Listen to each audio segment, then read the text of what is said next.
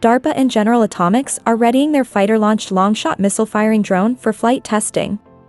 The aircraft is part of an effort to haul fourth-generation fighter planes into the 21st century aerial battlefield.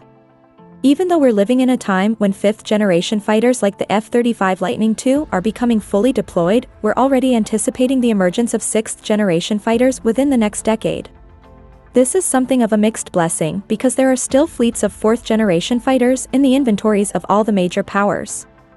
The question is, how to keep them relevant rather than becoming museum pieces. Developed by General Atomics since 2020, LongShot combines air-to-air missiles with a jet-powered drone that can be launched from a fighter. This will allow older planes to stand off from more advanced adversaries by letting LongShot engage and fire upon them. The flight tests are scheduled to begin in 2024 and will focus on assessing basic vehicle handling characteristics. Data gathered will be used to plan for further modifications and testing.